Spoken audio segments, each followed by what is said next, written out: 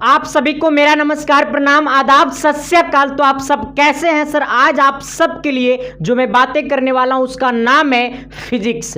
और फिजिक्स में आपको आज वैसे वैसे क्वेश्चन लेकर के आया हूं जो आपके एग्जाम में सर प्रत्येक बार पूछा जाता है। यानी कहने का मतलब मेरा सेंस ये है ना सर कि आपको फिजिक्स में ऑल टाइप्स का जो क्वेश्चन पूछे जाते हैं ना, इंपॉर्टेंट टाइप्स जो है आपके एग्जाम में जो टाइप पे क्वेश्चन रिपीट करते हैं, बस नंबर चेंज रहता है बट फॉर्मूला वही काम करता है, कॉन्सेप्ट वही काम करता है, बस सिर्फ नंबर चेंज रहता है। वैसे वैसे क्वेश्चन मैंने छाट करके लाया हूं आप सबके लिए। तो मैं उम्मीद करता हूं सर कि आप सब स्वस्थ होंगे। हम भी स्वस्थ हो ही गए हैं सर। तो आप सभी को दिल से धन्यवाद सर, जो आप सब ने मेरे स्वास्थ्य को लेकर के इतना चिंतित थे। और आप सबकी क्लासेस थोड़ी सी बंद थी सर, क्योंकि समस्या आप सबको पता नहीं होगा सर। मैं आपको एक चीज़ दिखाना चाहता हूं। आप बहुत सारे बच्चे को मजाक लग रहा था कि सर ने क्लास छोड़ा। देखिए यहाँ पे आपको देख रहे हैं ओम है ना, मतलब डिजिटल है, मतलब जांच घर वाला है, ठीक ना। देखिए आप इसको यहाँ पे देखिएगा सर, यहाँ पे आपको 3 गो जांच इसमें है, एक जांच आपको एक्सरा वाला होगा, ठीक ना। तो बहुत सारे बच्चे का मैसेज ये था कि आपने पैसा ले लिया सर, पढ़ा नहीं रहा है, ये है वो है सर। तो ऐसा कुछ भी नहीं है, आपका क्लास अब कंटिन्यू चलेगा सर। थोड़ी सी आवाज़ तो हो सकता है थोड़ा सा कम रहेगा, लेकिन शेर तो शेरे रहेगा नु, गिद्दड़ तो नहीं न हो जाएगा। आइए सर, कहता है ना पहला क्वेश्चन जी। और इससे पहले कि जो भी लोग इसका PDF चाहिए ना, तो वीडियो के डिस्क्रिप्शन में टेलीग्राम का लिंक है रे भाई। हाँ, बिना बोले, बिना बतियाए, बिना समझे जाकर के टेलीग्राम को ज्वाइन कर लो। इतना ज़्यादा फायदा होने वाला है ना टेलीग्राम से कि मैं खुद नहीं बता सकता हूँ। या फिर आपको यहाँ पे दिखाई दे रहा होगा @संदीप7295 सर्च करिएगा, टेलीग्राम पे मेरा ID खुल जाएगा, इसे ज्वाइन कर लेना। इसका PDF वहाँ पे डाल दिया गया होगा, ठीक ना। आइएगा, कहता है ना पहला क्वेश्चन। इससे पहले कि जो भी लोग चैनल पे नए हैं ना, चैनल को सब्सक्राइब कर दीजिएगा और बेल आइकन को प्रेस करके दोस्तों को भी शेयर कर दीजिएगा। लेकिन समस्या तो ये है सर कि हमको पढ़ना है, और पढ़ाने के लिए सर हमको पढ़ने के लिए एक बेहतर टीचर की जरूरत है जो आपको SK साइंस क्लासेस आपको बेहतरीन तरीका से समझाएगा और आपको दिलों और दिमाग तक आपको हर चीज़ को पहुँचाएगा। आइएगा, कहता है ना एक छोटा सा सवाल है, जो इस सवाल पे इस टाइप पे क्वेश्चन आपके एग्जाम में एगो पक्का रहता है, ठीक ना। कहता है लेंस की क्षमता -5.0 डायोप्टर, उसकी फोकस दूरियां होगी। ये सवाल बनाना पड़ेगा, कहेगा गुरुजी बनाना पड़ेगा। हाँ, क्योंकि मेरे पास बच्चे दोनों टाइप के हैं, तीनों टाइप के। एक बहुत टैलेंटेड बच्चे भी मेरे पास हैं, मध्य वाले बच्चे भी हैं जो ना तो ज़्यादा टैलेंटेड है ना तो ज़्यादा लो है, और मेरे पास लो बच्चे भी हैं। तो सभी को देख करके चलना पड़ता है, ठीक ना। आइए, कहता है ना क्या, थोड़ी सी गौर करना सर। सवाल कहता है एक लेंस की क्षमता माइनस इतना है, ठीक ना। अच्छा, आप सबको पता है कि लेंस की, अब राइटिंग लग रहा है सुधरेगा कार्य, कभी नहीं सुधरेगा। लेंस की क्षमता को हम लोग P से लिखते हैं, ठीक ना, क्योंकि लेंस की क्षमता को हम लोग इंग्लिश में बोलते हैं पावर ऑफ लेंस, ठीक ना। आएगा, लेंस की क्षमता को हम लोग इंग्लिश में क्या बोलते हैं? Power of lens. लेंस की क्षमता को हम लोग P से डिनोट करते हैं। P बराबर दिया हुआ -5.0 डायोप्टर। हमसे क्या पूछा? हमसे पूछा फोकस F बराबर वाट। आप सबको मैंने पढ़ाया था, मैंने सिखाया था रे नन्नू, क्या सिखाया था जी कि P बराबर 1/F क्या होता है? P बराबर 1/F। जहां पे जो F चमक रहा है ना, वो F एनी टाइम क्या चीज में होनी चाहिए? मीटर में होनी चाहिए। फिर से मेरा बात को सुनो, मैंने आपको पढ़ाया था, सिखाया था, समझाया था कि आपका P बराबर होता है 1/F, जहां पे F जो है वो एनी टाइम, हर टाइम मीटर में होनी चाहिए, ठीक ना। आएगा, तभी ये फॉर्मूला सेट रहेगा। अब सोचो कि शादी में जाएगा तो जीन्स और T-शर्ट पहन के जाएगा शादी करने रे, तो तुमको सोचेगा कि ये दूल्हा है, मिस्टेकों से तोरा बारे में कोई नहीं सोचेगा। यही कंडीशन ये है। अगर ये F मीटर में नहीं रहा तो एक कोई नहीं सोचेगा कि लेंस की क्षमता का ये संबंध है, कभी इसको बारे में नहीं सोचेगा कोई। हाँ, इसलिए वो F जो है वो एनी टाइम मीटर में होता है। हमको डायोप्टर दिया हुआ कितना? -5.0, ठीक ना। आप देखो -5.0, अब कितना लोग है ना कि ये पॉइंट के बाद ये 0 लेके जेबे करेगा, घस के ले जाएगा, बेवकूफ सब। अब देखो इधर, अरे पॉइंट के बाद 0 रहेगा तो कर कहानी खत्म कर देना, सिर्फ इसको मानो 5 -5, ठीक नू। ये पॉइंट के 0 वाला खत्म होता है कहानी। तो ये कितना हो गया? -5 हो गया। P का मान -5, 1/F। अब गौर करिएगा, ये एफ यहाँ जाएगा तो ये पी यहाँ आएगा, यानी पी एफ बराबर हो जाएगा, सॉरी ये एफ यहाँ जाएगा तो ये -5 यहाँ आएगा, ये -5 हो गया। आपको मैंने पहले ही बताया है कि जो एफ का वैल्यू होता है वो एनी टाइम क्या चीज़ में होती है, मीटर में। लेकिन आपका जो ऑप्शन दिया हुआ ना, थोड़ा सा आपके साथ धोखाधड़ी किया है। आपका ऑप्शन जो है वो सबका सब सेंटीमीटर में है, इसलिए आपके साथ धोखाधड़ी किया है कि ताकि आप चौंकिए। लेकिन आप चौंकने वाले में से नहीं हैं, आप बेवकूफ़ होने वाले में से नहीं हैं, आप बेवकूफ़ बनाने वाले में से हैं सर। आपके अंदर इतना गुण भर देंगे, है ना, तभी तो कहोगे कि तेरे बिना जीना। ये कितना हो गया, -1/-5। अब इसको बदलना है सेंटीमीटर में, ये है अभी मीटर में लेकिन बदलना है सेंटीमीटर में। तो आँख मूंदो, 100 से गुना कर दो, 100 से काटेंगे सर तो ये 20 बार में कटेगा नहीं, कितना आ गया, -20 सेंटीमीटर।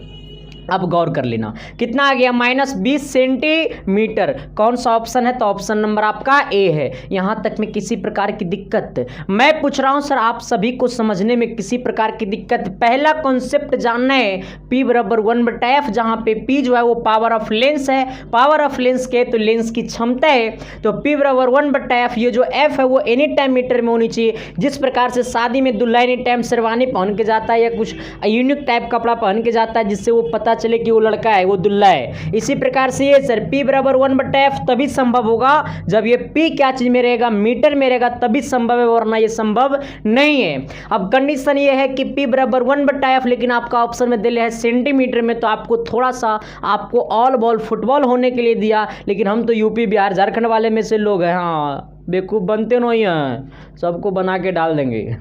आइए अगला सवाल कहता है ना कि एक उत्तल लेंस से 15 सेंटीमीटर दूरी रखी वस्तु का 4 गुना बड़ा वास्तविक प्रतिबिंब बनाता है। अच्छा, तो उत्तल लेंस की फोकस दूरी है, बहुत सारे बच्चे नहीं समझे होंगे। जो लोग नहीं समझे तो कृपया करके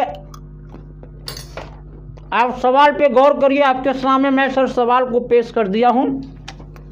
थोड़ी सी सर आज मैं आपको खा कर के ही पढ़ाऊंगा, खाऊंगा और पढ़ाऊंगा क्योंकि मेरे बॉडी में ना 4-5 दिन मैंने कैसे ज़िंदगी जिया ना, वो मेरे को पता है। जो इंसान 1 मिनट बैठने वाले में से नहीं है दिन भर में, वो इंसान 5 दिन बेड पकड़ लिया तो सोच सकता है उसके साथ क्या हाल हुआ होगा। आइए कहता है ना कि एक उत्तल लेंस से 15 सेंटीमीटर दूर रखी वस्तु का 4 गुना बड़ा वास्तविक प्रतिबिंब बनाता है। अब सोचो, उत्तल लेंस का फिगर पता है? ये फिगर कौन कौन लोग देखा? ये जिंदगी एक सफर है। आइए, उत्तल लेंस में कितना सेंटीमीटर की दूरी पे वस्तु रखा हुआ है? 15 सेंटीमीटर। अच्छा, वस्तु दूरी को हम लोग यू से लिखते हैं, u बराबर 15 सेंटीमीटर। अब सोचो कि वस्तु दूरी उत्तल लेंस में कैसा होता है, प्लस या माइनस? मैं आपसे पूछना चाहता हूं। देख बबुआ, देख रहे, सुना, चाहे वो उत्तल लेंस हो, चाहे ये अवतल लेंस हो, चाहे वो उत्तल दर्पण हो, चाहे वो अवतल दर्पण हो, जब भी बात करेगा वस्तु दूरी का तो एनी टाइम तुम नेगेटिव लेना। फिर से मेरे बात को सुनो, चाहे वो उत्तल लेंस हो, चाहे वो अवतल लेंस हो, चाहे वो उत्तल दर्पण हो, चाहे वो अवतल दर्पण हो, अगर वस्तु की दूरी की बात करेगा तो एनी टाइम ऋणात्मक लेना, नहीं माइनस में लेना। आइएगा, वस्तु दूरी -15 हो गया। सवाल बोला कि 15 सेंटीमीटर दूर रखी वस्तु का 4 गुना बड़ा वास्तविक प्रतिबिंब बनाता। अच्छा, कितना गुना? 4 गुना। इसका मतलब m बराबर कितना हो गया? 4 गुना बड़ा आवर्धित प्रतिबिंब बनाता, यानी m बराबर कितना? 4। अब थोड़ा सा गौर करना, m बराबर कितना? 4, लेकिन m यहाँ पे क्या लेना? निगेटिव ले लेना, ठीक ना। यानी m बराबर फॉर्मूला क्या होता है? v/u, तो v/u बराबर -4। अच्छा, इसका मतलब v बराबर क्या हो जाएगा? तो माइनस कितना? 4u ने समझा। ये देखो u जो, ए भाई, ये जो 4 है ना, ये v के साथ गुना हो जाएगा तो 4v हो जाएगा, यानी माइनस कितना? 4v। अब कहेगा रे मास्टरवा, हम कहेंगे की बेलो, अरे का बेलो, खेला बेले ना। देखो यहाँ पे सवाल में बोला वास्तविक प्रतिबिंब बनाता है। कैसा? वास्तविक, यानी v बराबर देख यहाँ पे गड़बड़ ना हुआ रे, ये भी बट्टा यू होता है, ठीक ना, भी बट्टा यू होता है, समझा। तो भी बट्टा यू, यू यहाँ पे यू बट्टा में नीचे इधर जाएगा गुना में, यानी भी बराबर हो जाएगा -4u, भी बराबर -4u। हमसे क्या पूछा, हमसे क्या पूछा। अच्छा अब यहाँ पे गौर कर लो, u का मान हमको पता है कितना, -15 सेंटीमीटर, v बराबर -4u, यानी -4 गुने u का मान हमको कितना है 15 सेंटीमीटर, -15 सेंटीमीटर। देखा जादू काम कर गया ना, माइनस से माइनस खत्म। आइएगा ये माइनस गुने माइनस चमकाएंगे प्लस, 15 चौका 60 चमकाएंगे। इसका मतलब ये वाला भी का जो मान आ गया वो कितना आ गया, 60 सेंटीमीटर। कितना सेंटीमीटर, 60 सेंटीमीटर। तो एक बात आप लोग थोड़ा सा गौर करिएगा, जब भी बात करेगा उत्तल लेंस का और 10 गुना 4 गुना 50 गुना 100 गुना की अगर बात करेगा तो m बराबर एनी टाइम माइनस भी लेना। ये बात नोट हो जाएगा दिमाग में। अरे तेरे दिमाग में ये बात नोट होगा कि वोट देना पड़ेगा कि गन्ना गुरुजी नोट हो जाएगा, तो नोट हो जाएगा। तो नोट कर लो कि जब भी उत्तल लेंस की बात करेगा और 4 गुना 5 गुना 20 गुना 100 गुना 1000 गुना ETC यानी कुछ भी अगर गुना की बात करेगा तो m बराबर एनी टाइम माइनस में लेना। जैसा ही माइनस में लोगों खेला हो जाएगा।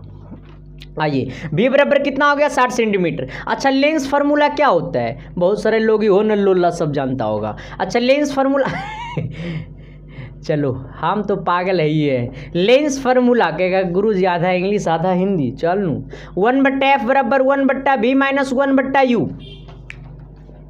आइएगा आइए देखिए यहाँ पे 1/f, f हमको निकालना है, 1/v का मान कितना है 1/60 हो जाएगा, माइनस 1/u, u का मान कितना है 30, 15 है नू, -15 है। आइएगा ये 1/f बराबर यहाँ माइनस गुने माइनस हो जाएगा प्लस, अच्छा कर ही देते हैं इसको, 1/60 माइनस गुने माइनस प्लस 1/15।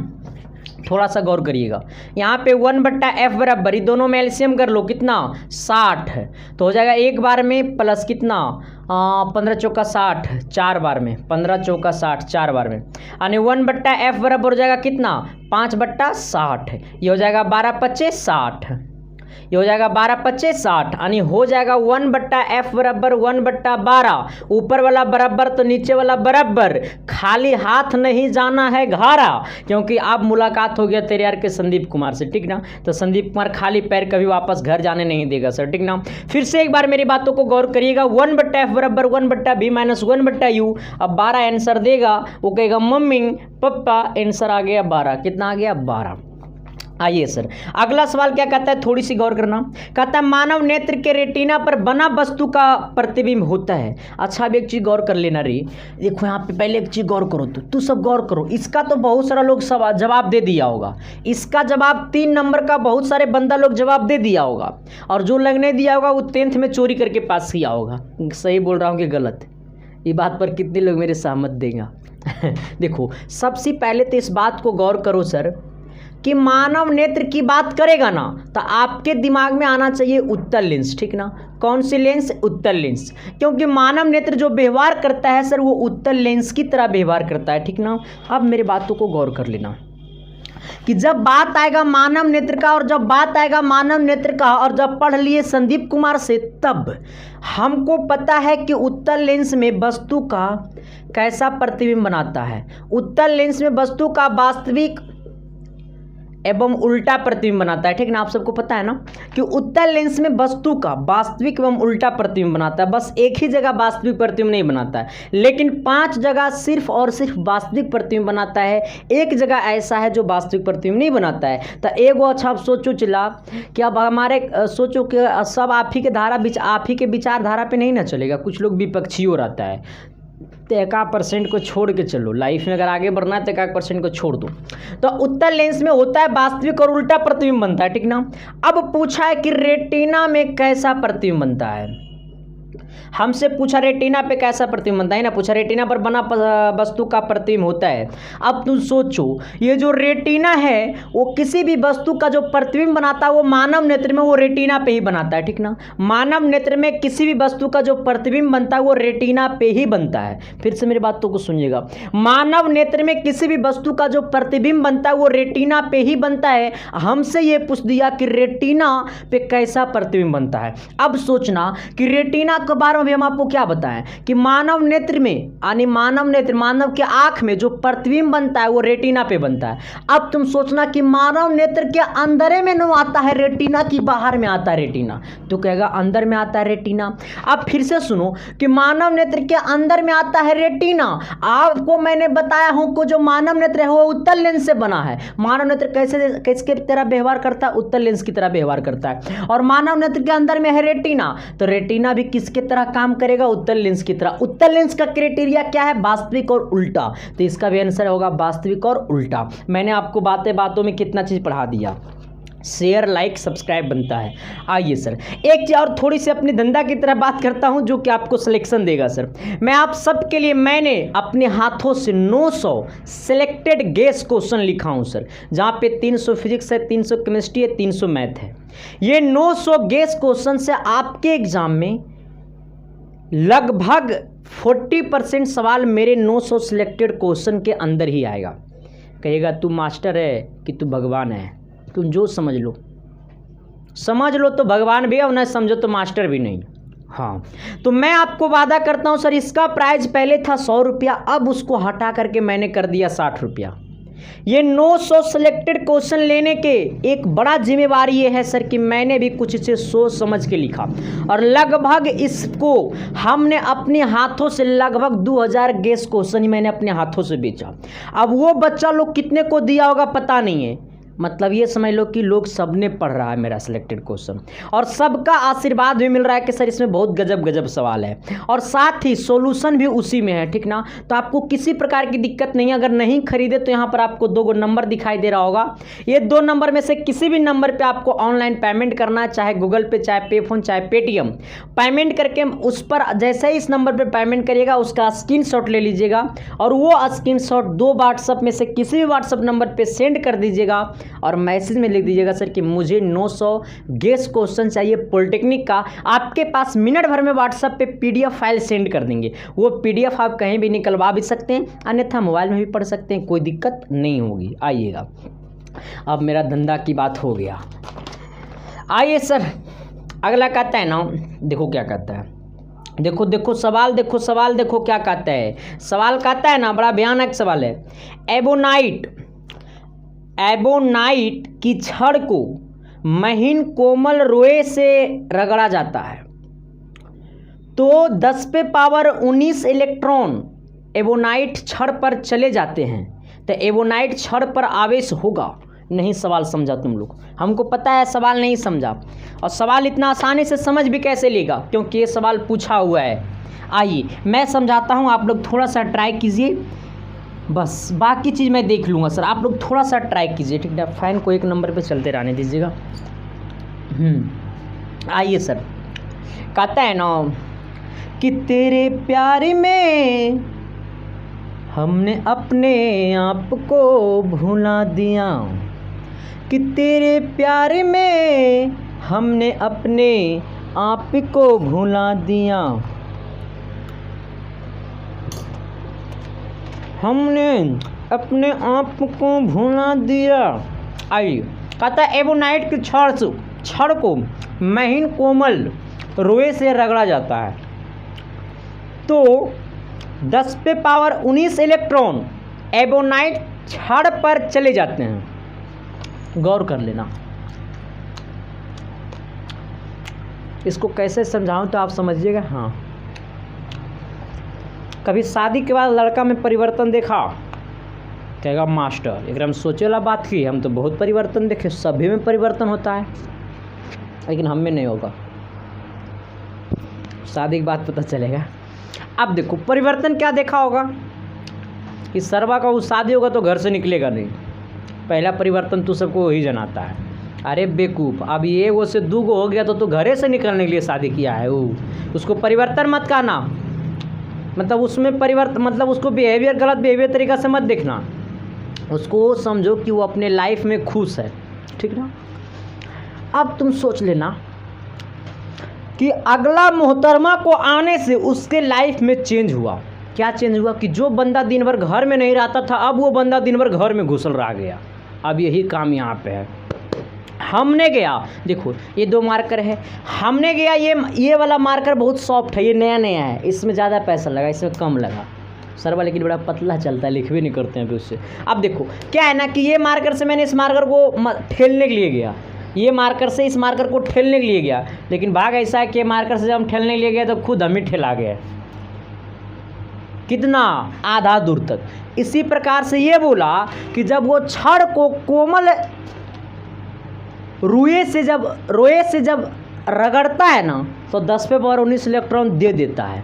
सेम काम यही है। अब सोचना तुम, आवेश बराबर क्या होता है, Q बराबर होता है Ne, जहाँ पे Q क्या है, आवेश है। क्या है सर, आवेश। किसका आवेश, एबोनाइट का आवेश, ठीक ना। आवेश बराबर क्या होता है, Q बराबर होता है Ne। क्या होता है, Q बराबर Ne। अब थोड़ा सा गौर कर लेना, Q बराबर Ne, हमको क्या बोला कि 10 पे पावर 19 इलेक्ट्रॉन एबोनाइट छड़ पे चले जाते हैं, कितना, 10 पे पावर 19 इलेक्ट्रॉन। अब गौर कर लेना, Q बराबर 1 इलेक्ट्रॉन में कितना होता है, 1.6 गुने 10 पे पावर 19 होता है। कितना चले गया, 10 पे पावर 19 चले गया। एक इलेक्ट्रॉन में होता कितना है, तो 1.6 गुने 10 पे पावर -19। किसी प्रकार की दिक्कत नहीं, समझा कि नहीं समझा। यहाँ पे बोल दिया है सवाले में कितना इलेक्ट्रॉन, एन का जो वैल्यू है वो 10 पे पावर 19 इलेक्ट्रॉन चला जाता है, लेकिन 1 इलेक्ट्रॉन में कितना इलेक्ट्रॉन होता है, 1.6 गुने 10 पे पावर -19 होता है। तो इलेक्ट्रॉन की जगह इतना रख देंगे। अब देखो ये वाला प्लस में, ये वाला माइनस में गला खोपचा में, ये वाला पावर प्लस में, ये वाला पावर माइनस में गला खोपचा में। कितना बच गया, Q बराबर 1.6। यही क्या हो गया, आंसर हो गया। आइए अगला सवाल कहता है ना कि पृथ्वी पर आवेश कितने प्रकार में के पाए जाते हैं। अच्छा, पृथ्वी पर आवेश जो है वो सर वो 2 प्रकार में पाए जाते हैं, ठीक ना। कितना नंबर सवाल होगा, 5 नंबर। पृथ्वी पर जो है वो आवेश जो है वो 2 प्रकार के पाए जाते हैं। आंसर आपका खत्म। अब कहेगा सर पृथ्वी पे 2 प्रकार के आवेश पाए जाते हैं, तो 1 नंबर में क्या है, धनावेश, जिसको हम लोग कहते हैं पॉजिटिव चार्ज। 2 नंबर में क्या है सर, वो ऋणावेश, जिसको हम लोग कहते हैं निगेटिव चार्ज। हाँ, तो पृथ्वी पर कितने प्रकार के आवेश पाए जाते हैं, 2 प्रकार के। कौन कौन, ऋणावेश और धनावेश। आइए अगला सवाल कहता है ना,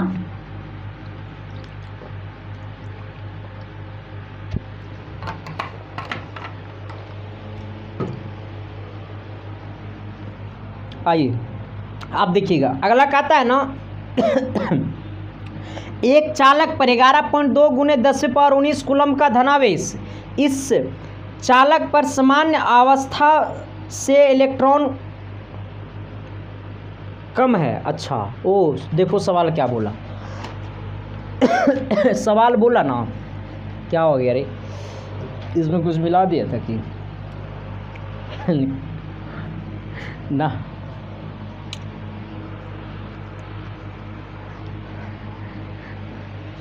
देखिए सर सवाल थोड़ा सा समझिए तो।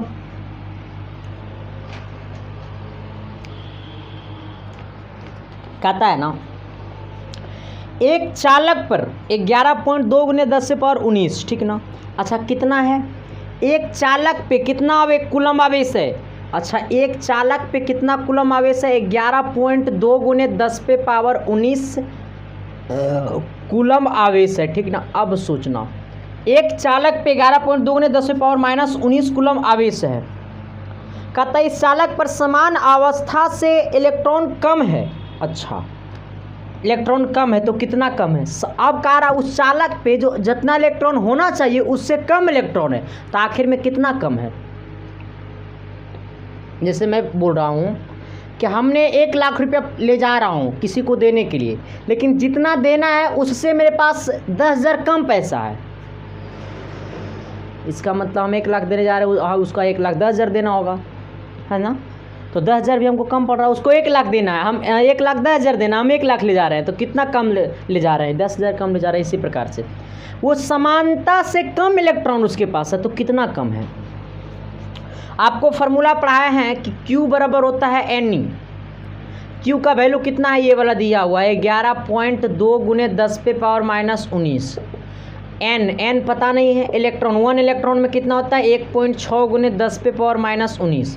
ये वाला यहाँ से यहाँ गुना में आएगा भागा में 11.2 गुने 10 पे पावर माइनस 19 बराबर एन बट्टा, ये वाला गुना में आएगा बट्टा में 1.6 गुने 10 पे पावर माइनस 19। इससे ये गला खोपचा में, ये पॉइंट से पॉइंट गला खोपचा में, इसको काट देंगे, चला 7 बार में कट जाएगा, एन का वैल्यू कितना आ जाएगा 7। चलिए आइए अगला सवाल का आता है ना, एक बात और गौर कर लेना। अगर मैं इसको बोलूँ, इसको नीचे में लिख लो, चालक पर, नीचे में डैश दे करके लिख लेना, चालक पर धनावेश है, चालक पर धनावेश है, अतः चालक पर 7 इलेक्ट्रॉन की कमी है, ठीक ना। अब देखो कितना इलेक्ट्रॉन, अगर वो कम है तो आखिर में कितना कम है, 7 इलेक्ट्रॉन कम है, लेकिन कैसा आवेश है तो धनावेश है। आइए अगला कहता है किसी विद्युत परिपथ के दो बिंदुओं के बीच 10 कूलम्ब आवेश प्रवाहित करने में 250 जूल ऊर्जा व्यय हो जाती है, मतलब खर्च हो जाती है, दोनों बिंदुओं के बीच विभवांतर होगा। सवाल को समझा नहीं समझा, प्यार हुआ। ये जिंदगी एक सफ़र है, जीते जीते ख़त्म कर देंगे हम। आइए सर, कहता है ना किसी विद्युत परिपथ के दो बिंदुओं के बीच, किसी विद्युत परिपथ के कितने बिंदुओं के बीच, 2 बिंदुओं के बीच, एक वाला ये एक वाला ये, शादी एक के बीच होता है ना, एक मेल एक फीमेल, बस। अब इससे ज़्यादा मत बोलना, इससे ज़्यादा बोलेगा तो समझ लेना तेरा जोड़ी टूट जाएगा, दोनों अलग हो जाएगा, एक इन्हें जाएगा तो एक उन्हें आएगा। आइए कहता है किसी विद्युत परिपथ के 2 बिंदुओं के बीच 10 कूलम्ब आवेश प्रवाहित करने में 250 जूल ऊर्जा व्यय होती है, तो बिंदुओं के बीच का विभवांतर होगा। आप गौर कर लेना 250 जूल। अरे बबुआ कितना लोग सवाल नहीं समझा होगा, ये 250 जूल जो है वो क्या है। अच्छा जूल किसका ऐसा मात्रक होता है, वर्क का, इसका मतलब ये क्या है, ये कार्य कर रहा है कितना का, 250 जूल का, ठीक ना। फिर क्या बोला, और 10 कूलम्ब का आवेश खत्म हो रहा है, ठीक ना, यानी कुल आवेश कितना है 10 कूलम्ब का, ठीक ना। हमसे क्या पूछा, हमसे पूछा ना कि 2 बिंदुओं के बीच का विभवांतर भी बराबर क्या होगा, तो भी बराबर क्या हो जाएगा W बाई ला क्यू, W बाई क्यू, हाँ भी बराबर W बाई क्यू आएगा सर, भी बराबर W बाई क्यू। W का वैल्यू कितना है 250, Q का मान कितना है 0 से 0 10, गला खोपचा में 0 से 0 आएगा। इसको मैं कितना लिखूंगा सर, इसको मैं लिखूंगा 25 एम्पेयर, ठीक ना, सॉरी 25 वोल्ट, कितना वोल्ट 25 वोल्ट, चलो 25 वोल्ट, ओके आएगा। यानी B का मान कितना आ गया 25 वोल्ट। अगला कहता शुष्क सेल में विद्युत का कार्य करता है, अच्छा शुष्क सेल में विद्युत कार्य करता है, शुष्क सेल में विद्युत कार्य करता है किस प्रकार से, जल्दी जल्दी कमेंट करो।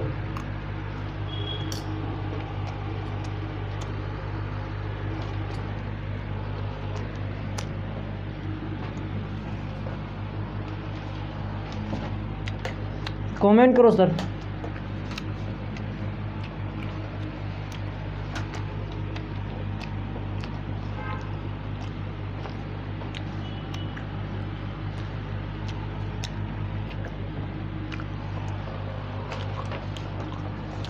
कहता है ना शुष्क सेल में विध्रुवक कार्य करता है। देखो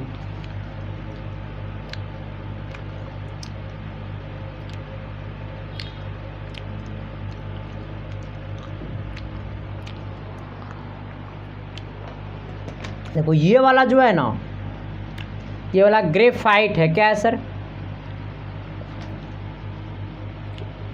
ये वाला ग्रेफाइट है, ठीक ना, ये ग्रेफाइट होता है, क्या होता है ग्रेफाइट छड़ है। अब गौर कर लेना, ये जो पूरा इधर इधर होता है ना, ये होता है MnO2 विध्रुवक।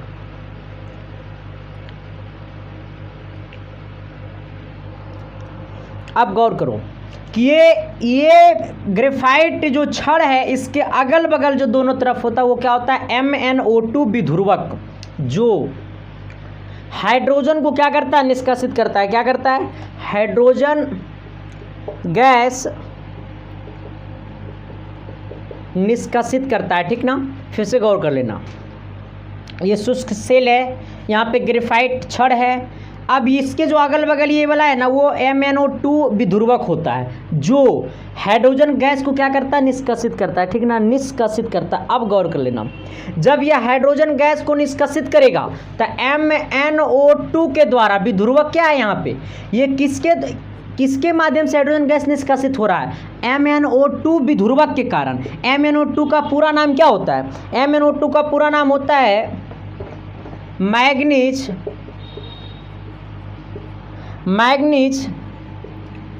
डाइऑक्साइड, मैग्नीज डाइऑक्साइड, ठीक ना, manganese dioxide, manganese dioxide, manganese dioxide, ठीक ना, manganese dioxide, manganese dioxide. Okay, यही क्या हो गया आंसर। तो MnO2 का सूत्र जो होता है वो Mn2 किसका सूत्र है, तो मैग्नीज डाइऑक्साइड का ऑप्शन नंबर क्या होगा, बी। अगला, फ्लेमिंग के बाएं हाथ का नियम प्रदान करता है, तो फ्लेमिंग के बाएं हाथ का नियम जो वो क्या प्रदान करता है, तो फ्लेमिंग के बाएं हाथ का जो नियम है वो कमेंट बॉक्स में कमेंट कर दो, क्योंकि क्लास 10th में पढ़ने का था। सबसे पहले तो मैं आपको लिखा देता हूँ इसका आंसर, इसके बाद आपको इसके बारे में पढ़ा भी देता हूँ, ठीक ना। कहता है फ्लेमिंग के दाहिने हाथ का नियम प्रदान करता है। अच्छा, क्या प्रदान करता है, फ्लेमिंग के दाहिने हाथ का जो नियम है ना सर, वो प्रदान करता है प्रेरित विद्युत वाहक बल की दिशा। अब देखो, तो जो ये है ना फ्लेमिंग के दाहिने हाथ का नियम प्रदान करता है तो प्रेरित विद्युत वाहक बल की दिशा। अब गौर कर लेना, फ्लेमिंग के दाहिने हाथ नियम, इधर ऐसे करो, ये अंगूठा है, ये तर्जनी है, ये वाला क्या है, माध्यमा है। फिर से गौर कर लेना, माध्यमा इसको मत समझ जाना, माध्यमा ये है क्योंकि ये बीच में नहीं दिख रहा है, ये पांचों उंगली के बीच में ये वाला, तो इसको हम लोग बोलते हैं माध्यमा उंगली, ठीक ना। ये वाला तर्जनी है, ये वाला क्या, अंगूठा है। तो फ्लेमिंग के दाहिने हाथ का नियम जो होता है ना, वो अंगूठा जो है, अंगूठा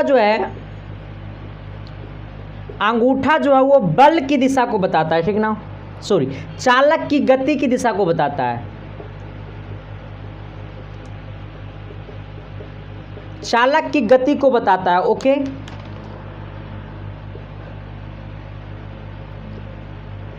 तर्जनी जो है वो आपको चुंबकीय क्षेत्र बताता है, ठीक ना।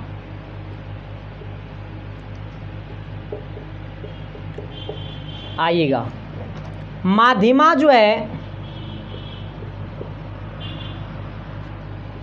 प्रेरित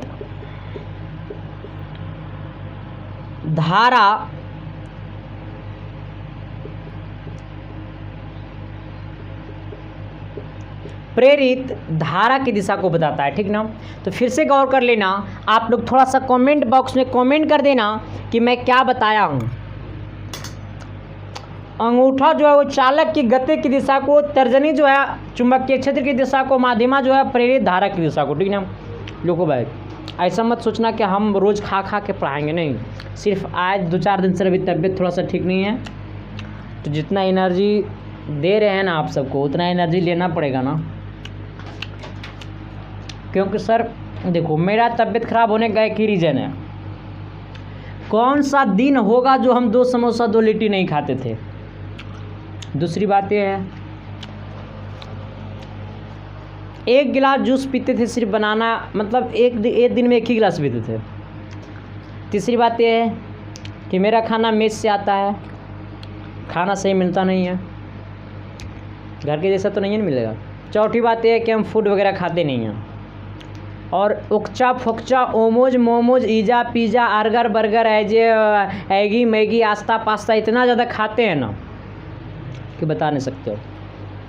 और 4 दिन से हम इतना ज़्यादा छोड़ दिए हैं ना वो सब चीज़ को कि ये भी हम आपको बता नहीं सकते हैं। एकदम अजीब कर दिए चला, क्योंकि मैंने 4 दिन घर में बैठ गया ना तो हमको लगा नू चला कि ज़िंदगी अब मेरा बर्बाद हो गया। आइएगा, कहता है एक गतिमान इलेक्ट्रॉन उत्पन्न करता है, एक गतिमान इलेक्ट्रॉन क्या उत्पन्न करता है? तो विद्युत तथा चुंबकीय क्षेत्र दोनों करता है, ठीक ना। विद्युतीय क्षेत्र और चुंबकीय क्षेत्र दोनों उत्पन्न करता है, ठीक ना। तो एक गतिमान इलेक्ट्रॉन क्या उत्पन्न करता है? तो विद्युत तथा चुंबकीय क्षेत्र, विद्युत तथा चुंबकीय क्षेत्र। एक गतिमान इलेक्ट्रॉन क्या उत्पन्न करता है? विद्युत तथा चुंबकीय क्षेत्र। आइएगा, सवाल नंबर 11 क्या कहता है? थोड़ी सी गौर करना, क्योंकि अगला सवाल में आपको अब होगा प्यार। चलिए आइए सर, देखिए अगला सवाल कहता है ना 11 नंबर, किसी तार का प्रतिरोध इनमें से किस पर निर्भर नहीं करता है? किसी तार का जो प्रतिरोध है सर वो आर्द्रता पर निर्भर नहीं करता। ये चीज़ मैंने आपको पढ़ाया है। किसी तार का प्रतिरोध जो वो आर्द्रता पे निर्भर बिल्कुल नहीं करता है। कहता है 5 ओम और 30 ओम और 15 ओम के 3 प्रतिरोधों को समांतर क्रम में समानांतराल में जोड़ने पर कुल प्रतिरोध होगा। देखो जब भी बात करेगा समांतर में, ठीक ना, देखो इसको ऐसे होता है, ठीक ना। ए यार, लेकिन यहाँ पर लिखा है समानांतराल, ठीक ना, तो कोई दिक्कत नहीं है। जब भी बात करेगा समांतर क्रम में या बात करेगा श्रेणी क्रम में, तो जब बात करेगा समांतर क्रम में तो समतुल्य प्रतिरोध या फिर इसी को हम लोग बोलते हैं कुल प्रतिरोध।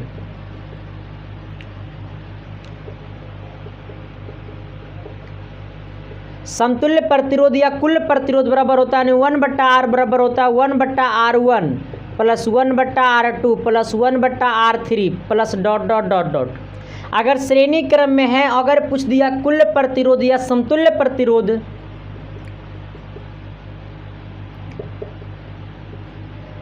तो होता है R बराबर R1 plus R2 plus R3 plus dot dot dot dot ले चल जाना। लेकिन यहाँ पे कहा है क्या कि 5 ओम, यानी R1 का वैल्यू कितना है? 5 ओम। फिर क्या बोला? R2 बोला कितना?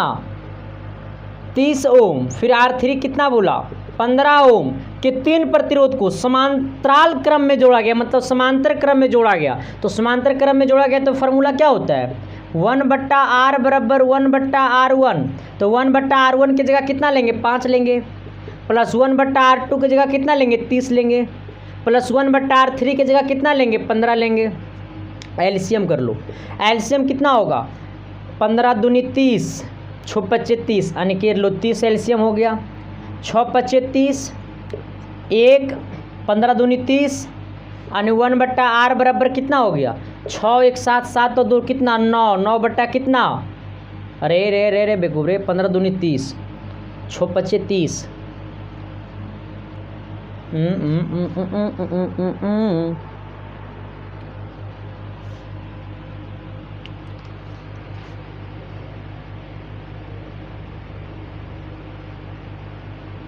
ठीक है, 6 पच्चे 30, यही ना? अरे 5 15, 5 30 15 है ना, 5 30 15, ठीक है। 6 पच्चे 30, 5 6 दे दिए यहाँ पे, 30 से कम 30 1 दे दिए, 15 दूनी 30 2 दे दिए, 6 1 कितना? 7 7 और 2 कितना? 9 9 बट्टा कितना? 30। काटो, गलत लेकिन आ रहा है बुक में, देखो तो इसको थोड़ा सा बना लो। चला, समतुल्य प्रतिरोध पूछा, ठीक ना, मतलब यही फार्मूला पे आएगा। और शायद डाटा कुछ अगर अलग लिखा हुआ तो इसका यही आंसर होगा। मैं बता देता हूँ, इसको जोड़ दो, हो जाएगा कितना? 9/30। इसको उल्टा कर दो तो हो जाएगा R, ये देखो ये R नीचे चला जाएगा ऊपर, तो 1 नीचे आ जाएगा, तो ये 30 भी ऊपर चला जाएगा, तो 30 बट्टा कितना हो जाएगा? 9। इसको आप काट भी सकते हो, 10 तिया 30 और 3 तिया 9, 3 से काटोगे तो ऊपर नीचे दोनों कट जाएगा, ठीक ना। ये भी आंसर दे सकता है, या फिर आप अगर इसको काटिएगा तो आंसर ये आ जाएगा, 3 से काटिएगा तो नीचे 3 आ जाएगा, ऊपर 3 से काटिएगा तो 10 आ जाएगा, यानी कितना? 3 10/3 भी आंसर दे सकता है, ठीक ना। बाकी आप अपना देख लीजिए। आइएगा, अगला सवाल कहता है ना, क्या कहता है कि एक अवतल दर्पण द्वारा वास्तविक एवं बराबर प्रतिबिंब बनाने के लिए वस्तु की स्थिति होगी। एक अवतल दर्पण है और अवतल दर्पण में वस्तु के बराबर प्रतिबिंब बनाना है। तो आप सबको पता है कि वस्तु को कहाँ रखा जाता है? कमेंट कर दो अगर पता है तो, वरना आपसे गर्लफ्रेंड भी आपकी नफरत करेगी, है ना। अरे एग्ज़ाम का अच्छा जाएगा, टेंशन मत लो भाई, हम है ना, हम जिंदा हैं तो कुछ नहीं होगा, बस समझ लेना इतना। लोग बोलता है ना रे, हम करके दिखाते हैं, हाँ समझ गया ना। अरे अभी टीम छोटी है, चला स्मार्ट बोर्ड आने दो ना, जितना सब फुचुर फुचुर कर रहा है ना, सबकी बचबची मर जाएगा। बस अभी टाइम है, ज़्यादा दिन नहीं है, बस तुरंत आएगा स्मार्ट बोर्ड। अब उसकी प्रक्रिया, उसी की प्रक्रिया में लगे हैं, ठीक ना। आइए, कहता है क्या कि एक अवतल दर्पण द्वारा वस्तु के बराबर प्रतिबिंब बनाने के लिए, तो ये अवतल दर्पण है। अवतल दर्पण में जब वक्रता केंद्र पर वस्तु को रखते हैं ना, तो उस वस्तु का प्रतिबिंब वक्रता केंद्र पर ही बनाता है, वस्तु के बराबर बनाता है, वस्तु के समान आकार का बनाता है, वास्तविक बनाता है, उल्टा बनाता है। तो अवतल दर्पण में वस्तु को कहाँ रखते हैं कि वस्तु के बराबर प्रतिबिंब बनाता है, तो वक्रता केंद्र पर। अगला, यदि 360 ओम का आवेश 2 मिनट तक प्रवाहित होता है तो विद्युत धारा, हमसे पूछा आई का मान। आए रे बेवकूफ, आई का मान तो सब लोग बताएगा, आई का मान हम ही बताएंगे। क्या बोला, देखो आई बराबर क्या होता है, क्यू बट्टा टी। अरे आई बराबर क्यू बट्टा टी, दिया हुआ 360 कूलम ओम, 360 ओम, तो क्यू का मान कितना हो गया 360। हमें दिया हुआ टाइम 2 मिनट। अच्छा वो 2 मिनट बोला है, इसको सेकेंड में कन्वर्ट कर दो तो 1 मिनट में 60 सेकेंड, तो 2 मिनट में 120 सेकेंड आइएगा। तो आई इक्वल टू कितना हो जाएगा 360 बट्टा 120, एगो 0 से 0 गला खोपचा में कितना 12 दिया 36 यानी 3 एम्पियर। अगला कहता है दो वस्तुओं के ताप 327 डिग्री सेल्सियस तथा 127 डिग्री सेल्सियस है। अच्छा, दो वस्तुओं के ताप 327 डिग्री सेल्सियस तथा 127 डिग्री सेल्सियस है। इनमें से विपरीत ऊष्मीय विकिरणों की दरों में अनुपात होगा। अच्छा, दरों बोला है, ठीक ना। देखो क्या बोला है,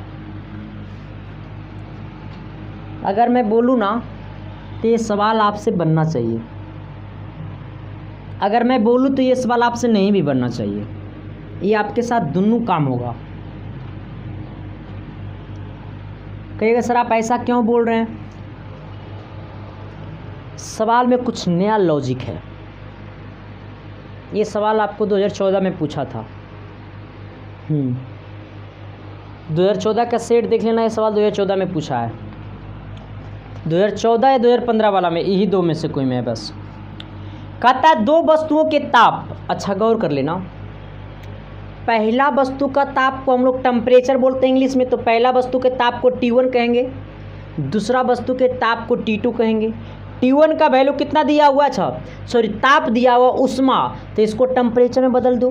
तो अब ये दिया हुआ कितना कितना दिया हुआ है, पहला है 327 डिग्री सेल्सियस में है, डिग्री सेल्सियस में है, लेकिन हमको बदलना है केल्विन में।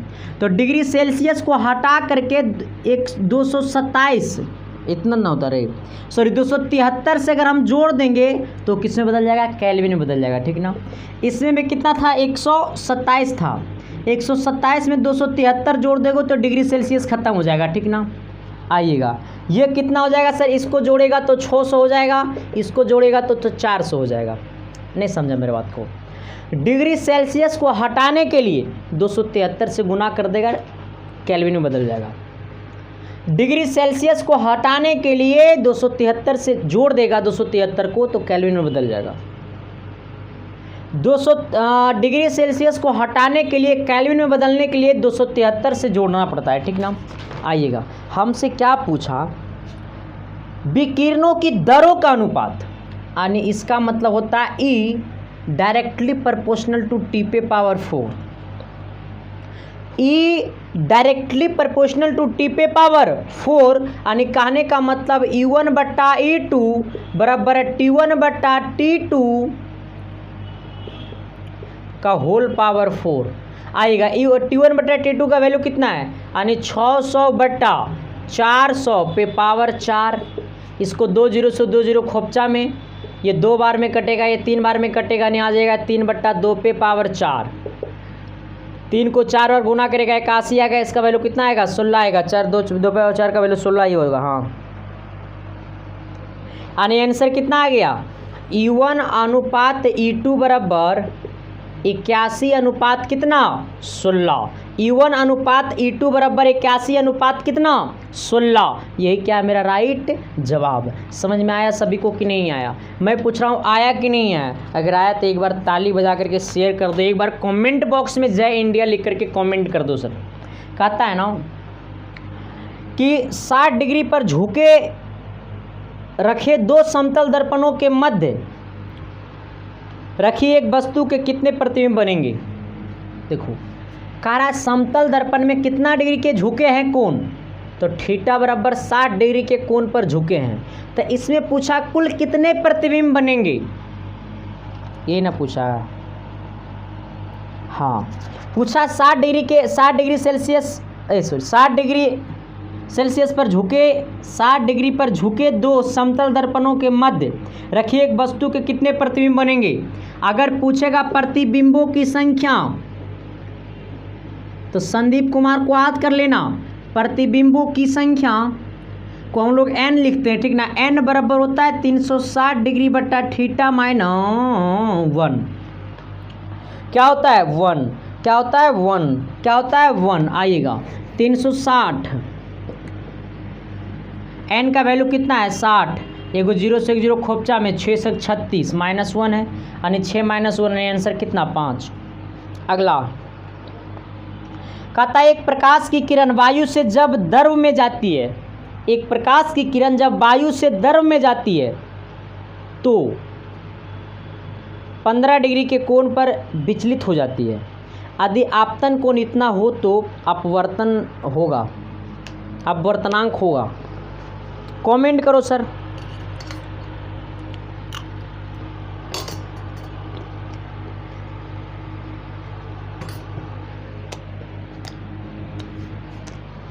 कमेंट करो थोड़ा तो।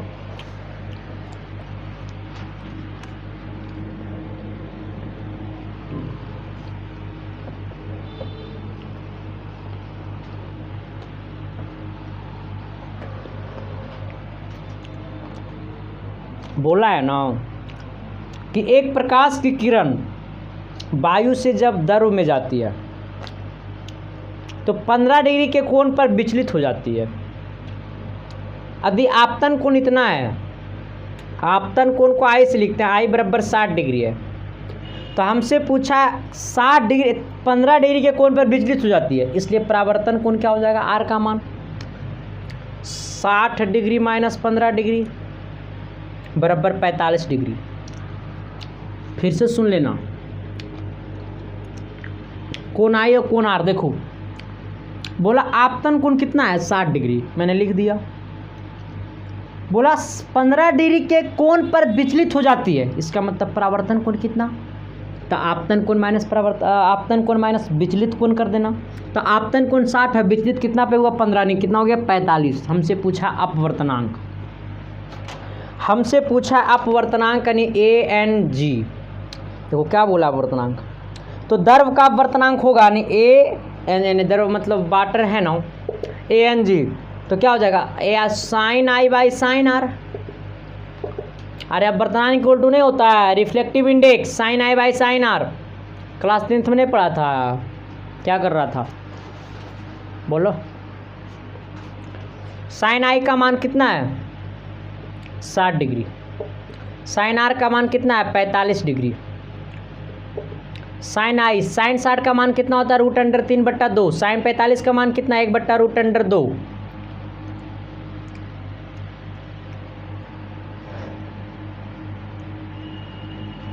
अरे साइन 60 का मान √3/2, साइन 45 का मान 1/√2, ठीक तो है। इसको गुना इसके साथ करो, इसको गुना इसके साथ करो, √3 गुने √2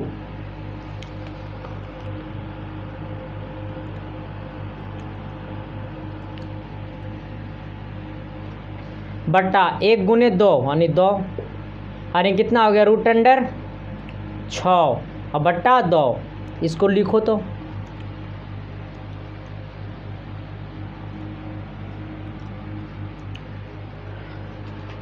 नीचे भी रूट लगाना है तो इसके लिए क्या करना पड़ेगा, आंसर सब रूट में दे रहा है, ठीक ना।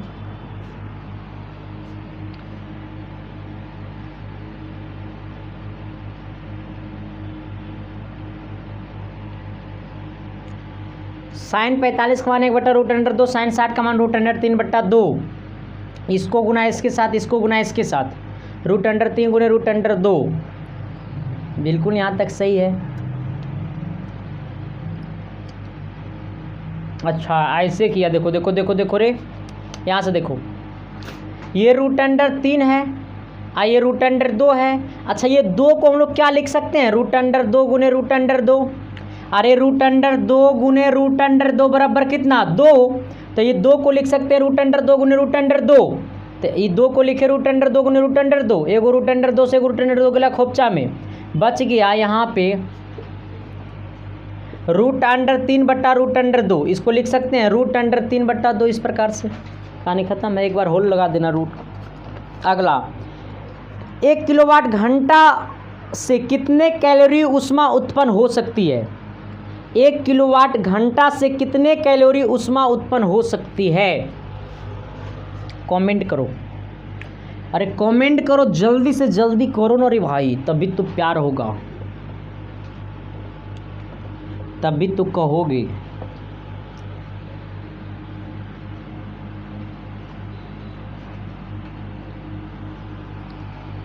तभी तो कहोगे कि ज़िंदगी जीना आसान नहीं होता, बिना संघर्ष का कोई महान नहीं होता, जब तक ना पड़े हथौड़े का चोट पत्थर भी भगवान नहीं होता। हाँ आइए, कहता 1 किलोवाट घंटा से कितने कैलोरी ऊष्मा उत्पन्न होती है। 1 किलोवाट घंटा यानी 1000 गुने 36 है ना, 3600। इसको गुना करेगा सर तो ये आपका पता है कितना हो जाएगा, 36 गुने 2 0 और 3 0 यानी कितना, 5 0। नहीं समझा, 1 किलोवाट घंटा बराबर होता है 36 गुने 10⁵ यानी 1000 गुने 3600। यहाँ पे 3 0 है, यहाँ पे 2 0, यानी 10⁵ 0 हो जाएगा। ये 2 0, ये 3 0, 5 0, यानी 10⁵, ये 3600 को 36 को 36 रहने दिया। अब इसको बदलना है, ये क्या चीज़ में, ये जूल में है, ठीक ना। अब इसको बदलना है किस में, कैलोरी में बदलना है। ये है जूल में, हमको बदलना है कैलोरी में। तो ये 36 गुने 10⁵ को 4.2 से भागा दे दो, बदल जाएगा कैलोरी में, ठीक ना। किस में बदल जाएगा, कैलोरी में, ठीक ना। आइए इसको जब करिएगा सर तो ये आपका आ जाएगा 8.5 गुने 10⁵ कैलोरी, ठीक ना। किसी प्रकार की दिक्कत। अगला सवाल, 1 HP कितने वाट के तुल्य होता है। 1 HP कितने वाट के तुल्य होता है, तो 746 वाट के होता है, तो जान भी करता होगा। प्रकाश वर्ष किसका मात्रक है, समय का, दूरी का, ताप का, इनमें से कोई नहीं। जिसका भी है सर कमेंट में जवाब दीजिएगा, इसका अगले वीडियो में नाम भी लिया जाएगा, तो आप लोग जरूर दीजिएगा जवाब सर। आपके गुरुजी का कसम जवाब दीजिएगा ना। हाँ thank you sir, love you. मिलते हैं आप सबके बीच अगली क्लास में, तब तक के लिए बाय। देखते रहना है इसकी science classes. Thank you, love you.